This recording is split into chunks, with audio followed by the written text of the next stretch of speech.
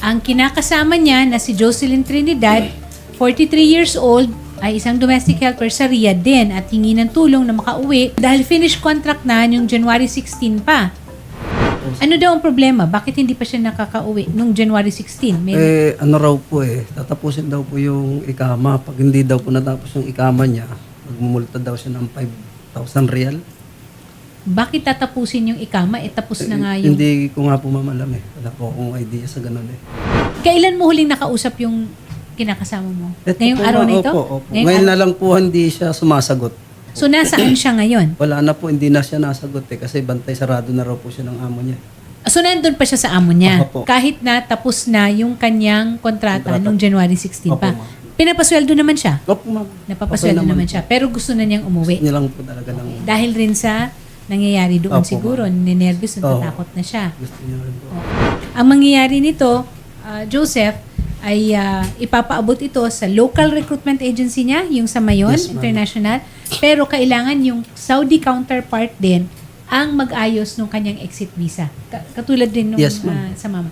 Pag meron ng exit visa, wala naman siyang karamdaman, di ba? Wala naman Hindi po. naman siya Ano lang po, paninikip ng dibdib. High Nervous blood na lang ito. po, high blood po siya. Pero hindi naman po Pero pagka Ma-maintain ganon, kailangan rin na fit to travel siya. Kumbaga yung katawan niya, kaya Opo, ma'am. Oo. na bumiyahe ng 7 oras, 8 oras, basta fit to travel. Opo, ma'am. Ha? Huwag kang mag-alala kasi tututukan. Konting tiis lang. May awan Diyos, makakauwi ka rin. Gano'ng katagal na ba siya doon? Ano na po bale, nag-extend po kasi siya ng 2 years, bale 4 years na po. 4 na taon na kayong hindi nagkikita. Di, sa totoo lang ma'am, di po talaga kami pa bale 1 year pa lang po talaga kami nung namatay lang yung nanay niya, Naging kayo. naging kami. So, LDR ito. Opo, bale ang Sana tiyuhing all. ko po kasi stepfather niya. Yung nanay niya napangasawa ng tiyuhing ko. Nanay niya na pangasawa ng tsuhin mo. Oho. Tapos naging kayo. Naging kami. May anak kayo? Wala po, wala. May anak siya? Siya po meron. Ilan? 2 po. 2. Ilang taon na yon? Mga 20 tsaka 24. Ikaw, may anak ka? Wala po. Wala ka rin naging asawa? Wala rin po. Binata ka? Binata. Ba? Nga Anong po tawagan nyo? Teng. Anong Teng? Bakit Teng? Wala lang. Teng lang po. Teng yung tawag sa akin niya.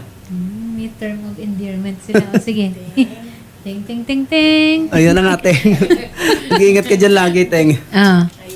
Miss na miss mo na ba? Oo, miss na miss ko na ako Pero hindi pa kayo nagkikita. Ano po kami noon? Magkababata po kami. Childhood. Oo. Okay. Sige.